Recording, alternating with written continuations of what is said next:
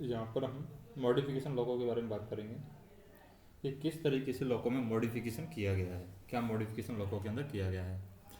तो flasher light में modification किया गया है। फ्लैशर लाइट की मॉडिफिकेशन की हम बात करते हैं यहाँ पर कि फ्लैशर लाइट में क्या मॉडिफिकेशन किया गया है। जैसे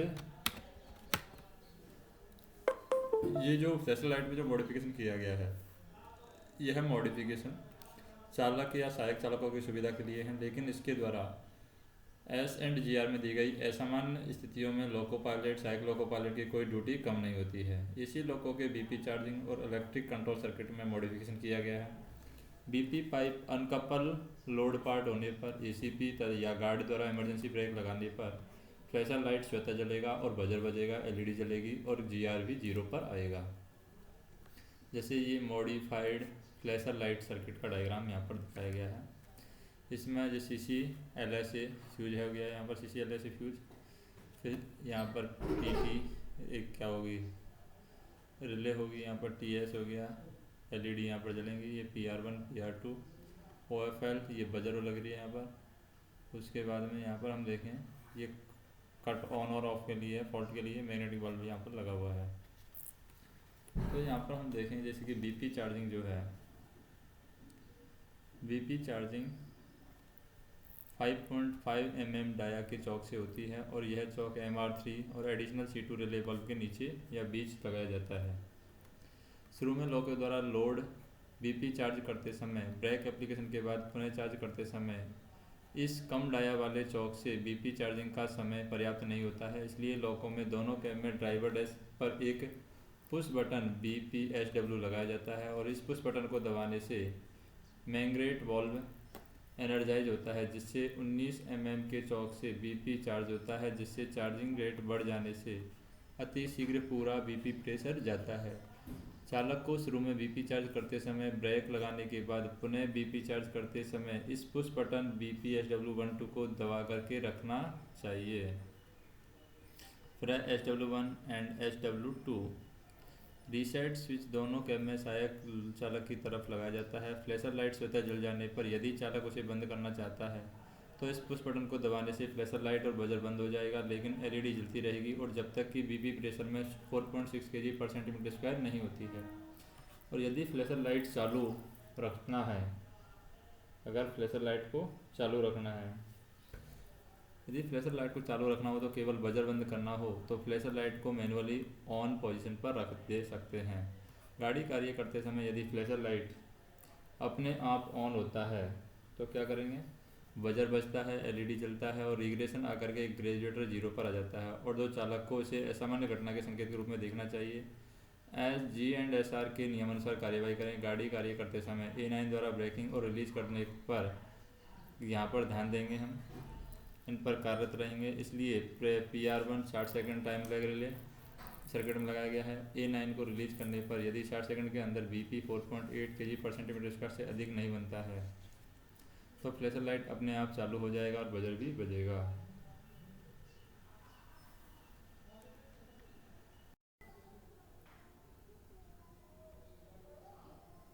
और यहाँ पर देखते हैं कि यदि BPSW पुश बटन दबाने से, अगर जो BPSW है, यदि BPSW पुश बटन दबाने से मैग्नेट वॉल्व एनर्जाइज नहीं हो पाता है तो चार्जिंग में अधिक समय लगेगा और इसलिए ऐसे समय ब्रेक पूरी तरह रिलीज होने का इंतज़ार करना चाहिए। गाड़ी चलाते समय BPSW को प्रेस नहीं करना चाहिए। ऐसे लोकों में चार्ज लेते समय चालक को मॉडिफाइड फ्लैशर लाइट का कार्यरत रहना सुनिश्चित करना चाहिए। फिर है मैग्नेट वॉल्व। मैग्नेट वॉल्व क्या है? मैग्नेट वॉल्व की बात करें, यह कॉरिडोर नंबर 1 में लगाया जाता है। इसके डी एनर्जाइज अवस्था में नॉर्मल चार्जिंग स्लो होता है तथा इसके एनर्जाइज अवस्था में फास्ट चार्जिंग होता है और यह वॉल्व BPSW1 एंड 2 को प्रेस करने पर एनर्जाइज होता है और शुरू में लोड चार्ज करते समय या ब्रेक लगाने के बाद रिचार्ज करते समय इस मैग्नेट वॉल्व को BPSW1 एंड 2 को प्रेस करके एनर्जाइज करना चाहिए, जिससे बीपी चार्जिंग इस मैग्नेट वॉल्व से 19 mm डाया वाले पाइप से चार्जिंग होगा। BPSW1 एंड 2 पुश बटन है। BPSW1 एंड 2 पुश बटन में क्या होगा, यह पुश बटन दोनों कैब में ड्राइवर डेस्क पर लगा होता है और इस पुश बटन को प्रेस करने पर मैग्नेट वाल्व जल्द एनर्जाइज होता है तथा छोड़ देने से ये डी एनर्जाइज होता है। फिर SW1 और 2 पुश बटन है। यह रीसेट स्विच दोनों कैब में सहायक चालक की तरफ लगाया जाता है। फ्लैशर लाइट अपने आप जलने पर यदि चालक उसे बंद करना चाहता है तो इस पुश बटन SW2 को प्रेस करने पर फ्लैशर लाइट एवं बजर बजना बंद होगा, लेकिन LED तब तक जलती रहेगी जब तक कि BP प्रेशर 4.6 kg/cm² के ऊपर नहीं बनता है। फिर है P2 pressure switch. P2 pressure switch क्या है? यह प्रेशर स्विच कैब नंबर 1 में लोको ब्रेक पाइप के ऊपर लगाया जाता है। BP प्रेशर 4.4 kg/cm² या इससे कम होने पर P2 का इंटरलॉक सर्किट में क्लोज होता है तथा BP प्रेशर 4.6 kg/cm² के ऊपर बढ़ने पर खुल जाता है। फिर है P1 pressure switch. P1 pressure switch क्या है? यह प्रेशर स्विच कैब नंबर 1 में कंट्रोल प्रेशर के पाइपलाइन पर A9 वाल्व के पोर्ट नंबर 5 एवं MU2V वाल्व के पोर्ट नंबर 3 के बीच लगाया गया है। A9 वाल्व से एडिशनल C2 रिले वाल्व को जाने वाला ऑपरेटिंग प्रेशर 4.6 kg/cm² या इससे कम होने पर P1 का इंटरलॉकिंग सर्किट में क्लोज होता है तथा 4.8 kg/cm² पर ऊपर बढ़ने पर यह खुल जाता है। फिर है PR1 60 सेकेंड और ऑफ टाइम लेग रिले की बात करें। ऑफ टाइम लेग रिले में यह रिले ऑटो फ्लैशर लाइट के सर्किट में P1 के बाद में सीरीज में लगा है और A9 के द्वारा BP प्रेशर ड्रॉप करने पर P1 का इंटरलॉक क्लोज होने से PR1 एनर्जाइज होता है और A9 के हैंडल को रिलीज में रखने के लिए 60 सेकंड बाद PR1 डी एनर्जाइज होता है। फिर PR2 रिले की बात करें। PR2 रिले क्या है? लोड विखंडित होने पर BP पाइप अनकपल होने पर, लोड विखंडित हो रहा है या BP पाइप है वो अनकपल हो रहा है तो ACP होने पर जब फ्लैशर लाइट अपने आप ऑन होता है, जब फ्लैशर लाइट अपने आप ऑन होता है तब PR2 रिले एनर्जाइज होकर के PR2 का NOI रिले Q51 के सर्किट में क्लोज होता है तथा Q51 एनर्जाइज होकर के GR 0 पर आता है, यानी ग्रेजुएटर 0 पर आता है। फिर है RGEV2। RGEV2 क्या है? RGEV2 है, इसे हम कहते हैं, इसे ब्रेक पाइप के साथ कनेक्ट किया गया है। ड्राइवर जब इमरजेंसी ब्रेक लगाता है तब RGEV2 ऑपरेट होता है तथा QRS डी एनर्जाइज होकर के GR 0 पर आता है, लेकिन फ्लैशर लाइट नहीं जलेगा और बजर नहीं बजेगा। फिर है QFL रिले। QFL रिले की बात करें। इस रिले का NCI इस सर्किट में फ्लैशर लाइट एवं बजर के पहले लगा है। फ्लैशर लाइट अपने आप जलने पर जब उसे रिमोट करना हो या बजर बंद करना हो तो SW1 और 2 को प्रेस करने पर QFL रिले एनर्जाइज होती है तथा फ्लैशर लाइट और बजर के ऊपर QFL का NCI खुल जाता है।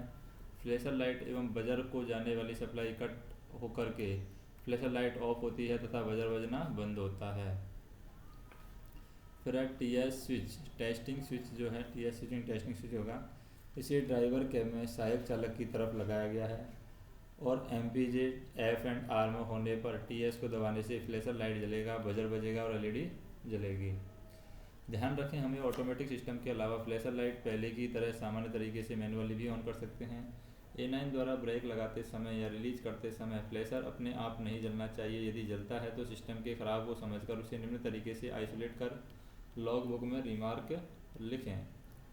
CCLSA फ्यूज निकालें। यदि PR1 PR2 के पास अतिरिक्त CCLSA हो तो उसे भी निकालें। यदि सफलता न मिले तो PR1 को एनर्जाइज में भेज करें तथा MPJ को F and N and F या HPA को on negative of negative on करें। फिर ZLS और HLS का मॉडिफिकेशन। ZLS और HLS का मॉडिफिकेशन, क्या मॉडिफिकेशन यहाँ पर किया जा सकता है ZLS और HLS का मॉडिफिकेशन में? तो यह स्विच VZA लोको में स्विच बोर्ड पर HVA के बाजू में लगा है। MU लोको कार्य करते समय पिछला लोको डेड करने पर सामने के लोको में भी LSDJ, LSCHBA, LSGR, LSV pilot lamp जलते रहते हैं, जिससे काम करते समय थोड़ी परेशानी होती है। इस समस्या को दूर करने हेतु ZLS HLS स्विच लगाया गया है और MU लोको में जिस लोको को डेड करना है उस लोको के ZLS और HLS स्विच को ऑफ करने से उस लोको का पायलट लैंप सर्किट ब्रेकर में या सर्किट बैटरी से अलग हो जाता है, जिससे वर्किंग लोको का pilot lamp circuit single unit की तरह कार्य करता है।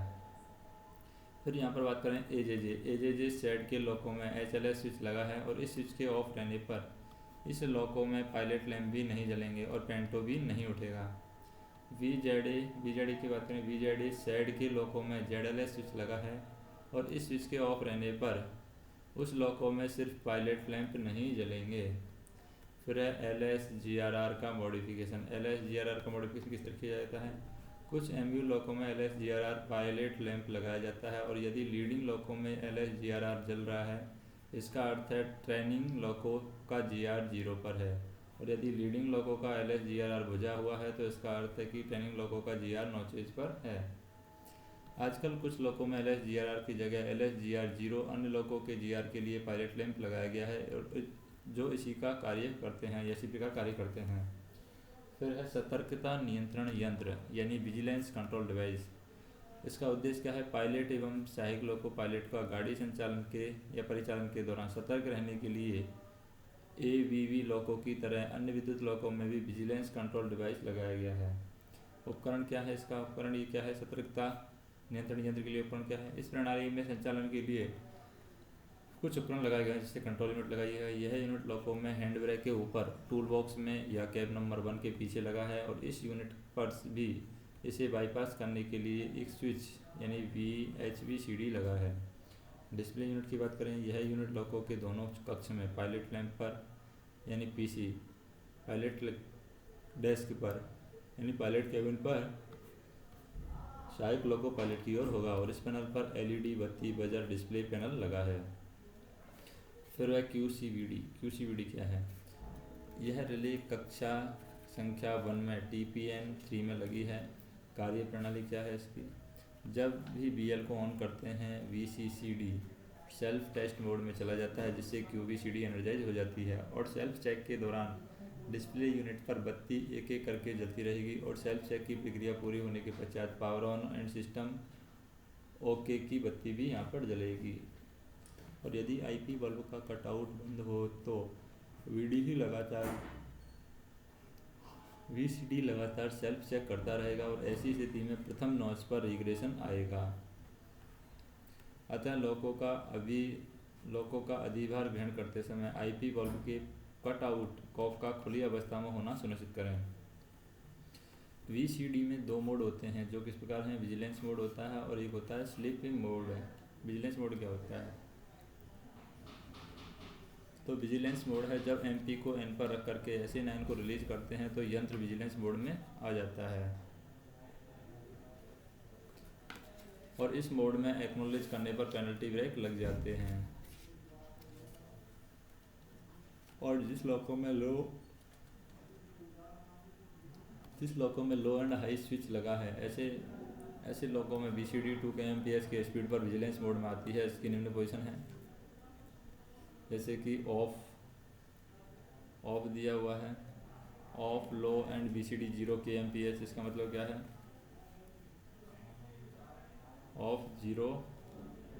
Of low and VCD 0 kmph। इसका मतलब है 0 kmph की गति पर विजिलेंस मोड में आती है। ऑन एंड हाई दिया हुआ है,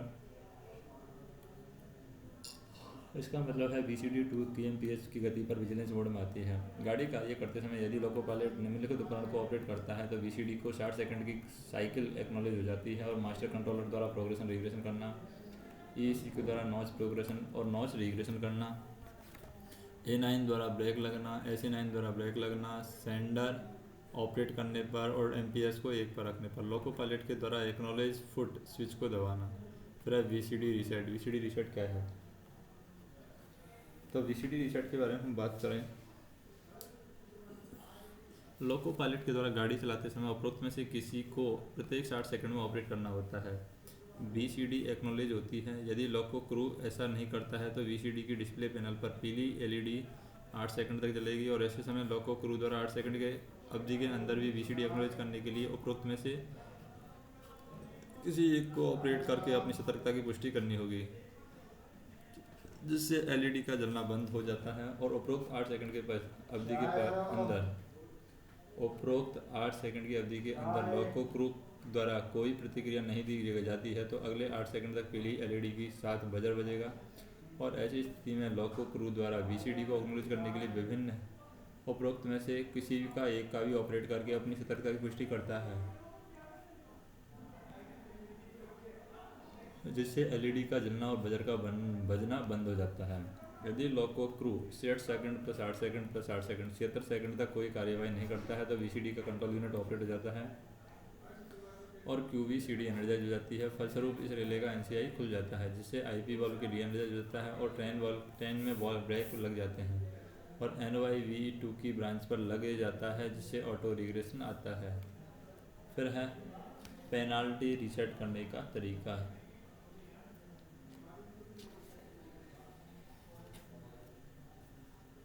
पेनल्टी रीसेट करने का तरीका क्या है?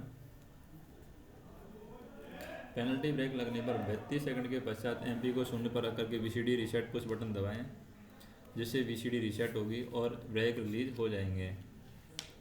यदि वीसीडी यूनिट में कोई खराबी आती है तब इस यूनिट को आइसोलेट करने के लिए इस पर स्विच HVCD लगा है जिससे ऑफ या 0 पर करेंगे जिससे वीसीडी यूनिट आइसोलेट हो जाएगी और इस यूनिट को आइसोलेट करने के पश्चात लॉग बुक में दर्ज करेंगे और कर्षण जो है लॉक को नियंत्रक को सूचित करेंगे यानी TPC को सूचित करेंगे।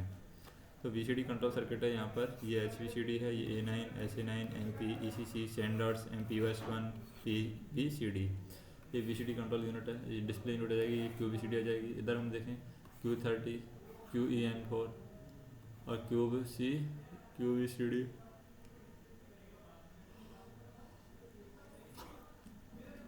MP है, CCPD यहाँ पर लगा हुआ है, Q51 Q50 Q50 ZSMGR और ASMGR के अकॉर्डिंग यहाँ पर ये अपोज करेंगे अगर यहाँ पर आएगा तो स्पीड मोड की हम बात करते हैं कि स्पीड मोड में इसको किस तरीके से चला जाएगा। जैसे A9 के द्वारा ट्रेन ब्रेक लगे होने पर निम्नलिखित वीसीडी स्लिप मोड में रहती है। स्लिप मोड में कैसे आएगी? A9 के द्वारा ट्रेन ब्रेक लगे हुए हैं, A9 के द्वारा लोको ब्रेक लगे होने पर GR के मैनुअल कंट्रोल के समय मल्टीपल यूनिट के पिछले लोको पर उपरोक्त स्थिति में वीसीडी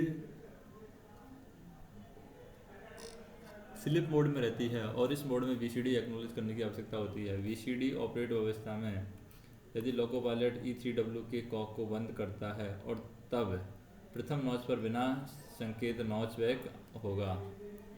ट्विन बीम की बात करते हैं। ट्विन बीम क्या होती है? वर्तमान में सभी लोकोमोटिव में ट्विन बीम हेड लाइट लगाया जा रहा है। इस लोको में RTPR के पास में DC-DC कन्वर्टर यूनिट लगाया गया है और इस कन्वर्टर यूनिट का एक चेंज ओवर स्विच होता है।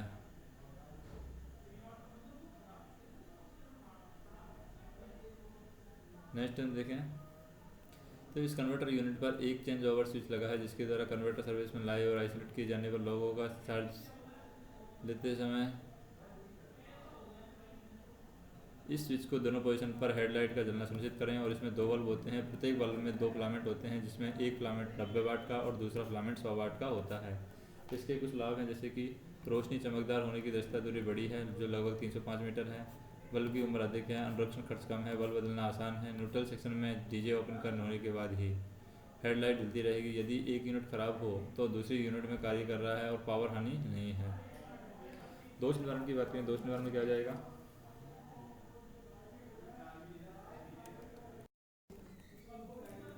नेक्स्ट है यहाँ पर पावर हानि कम होती है, जिससे पावर की हानि भी कम होगी। दोष निवारण कैसे करेंगे? यहाँ पर दोष निवारण करेंगे यहाँ पर जैसे ट्विन बीम हेडलाइट कार्य नहीं कर रहा है तो निम्नलिखित बातें हम तो चेक करेंगे जैसे कि ZRT है।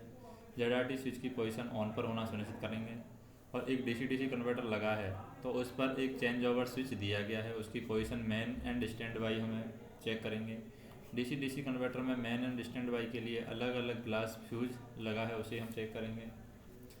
यदि रोशनी कम हो तो हो सकता है कि एक बल्ब ही जल रहा है तो ऐसे समय यदि स्पेयर बल्ब है तो बदल दें, अन्यथा पिछले कैब के हेडलाइट से बल्ब निकाल करके चेंज कर दें।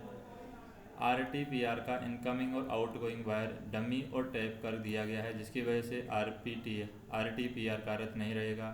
कुछ लोगों में RTPR व कन्वर्टर दोनों कार्यरत रहते हैं, उन्हें सेलेक्ट करने के लिए स्विच HRTPR लगा है, उसकी पोजीशन बदलेंगे हम जैसे कि 0 कोई भी सर्विस में नहीं, HL नहीं जलेगा। दूसरा है RTPR सर्विस में है, RTPR सर्विस में है। तीसरा DC-DC कन्वर्टर हमारा सर्विस में है।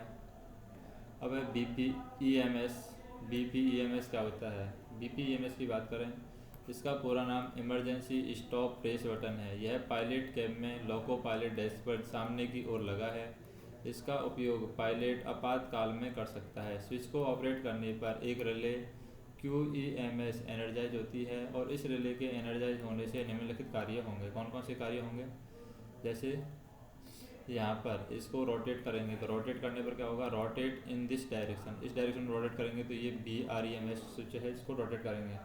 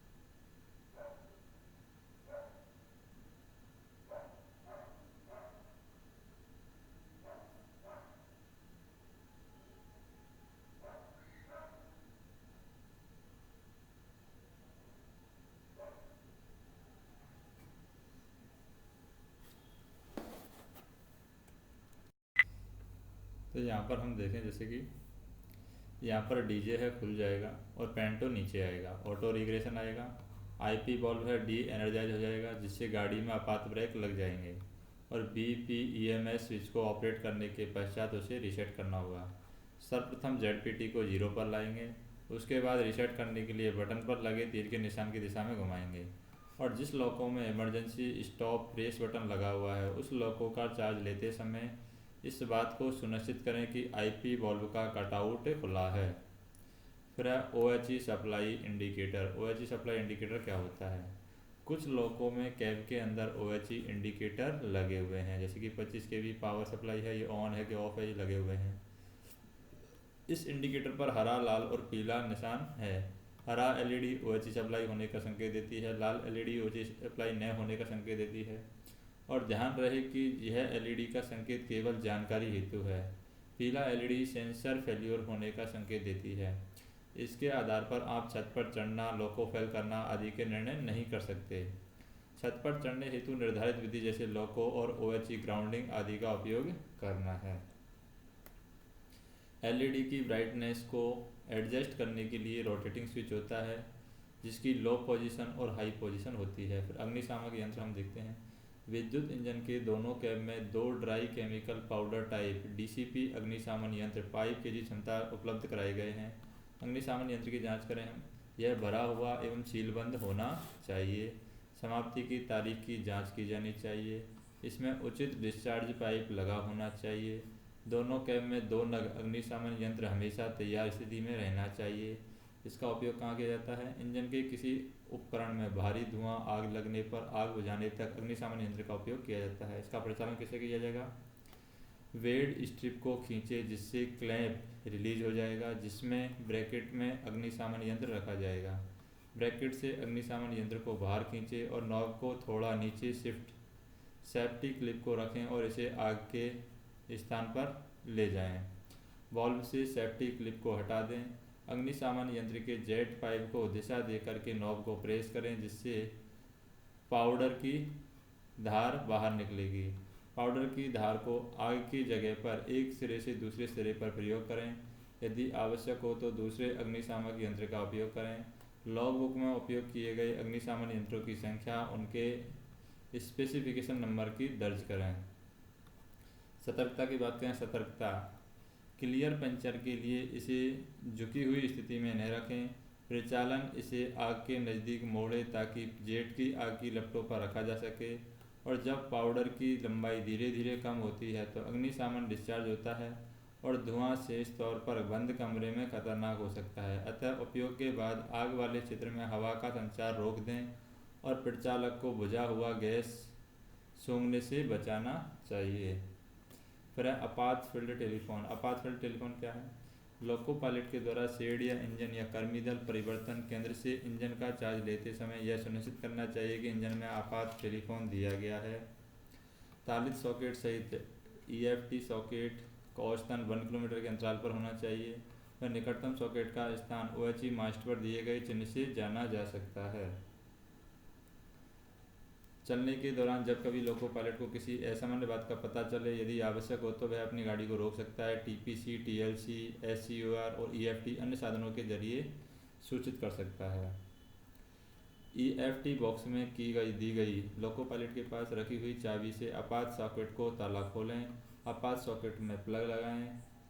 रिसीवर को हाथ में रखें और रिसीवर में दिए गए प्रेस व्हाइल स्पीकिंग चिन्हित को स्प्रिंग लोडेड स्विच को दबाएं। TPC को हेलो माइलेज कहते हुए TPC से जवाब देने तक बार बार रिपीट करें। TPC का जवाब प्राप्त होने पर उसके जरिए TLC और स्कोर से संपर्क करें। 1-2 मिनट तक प्रयत्न करने के बाद भी TPC से कोई जवाब प्राप्त न हो तो लोको पायलट सहायक लोको पायलट के द्वारा यह अनुमान लगाते हुए कि TPC उनकी बात सुन रहा है, अपेक्षित विवरण बता दे, परंतु यह न समझे कि आपने संदेश भेज दिया है। बाद में यदि समय हो तो दूसरे टेलीफोन सॉकेट से प्रयत्न करें। और TPC, TLC, SCOR से बात समाप्त होने के पश्चात EFT हटा दें और EFT सॉकेट बॉक्स को तालित कर दें। EFT के उपयोग के संबंध में लॉगबुक में प्रविष्ट करें। यदि EFT के जरिए TPC, TLC स्कोर से संपर्क न हुआ हो तो संपर्क के लिए किसी दूसरे साधन का उपयोग करें। नेक्स्ट चैप्टर हम देखेंगे स्पीडोमीटर।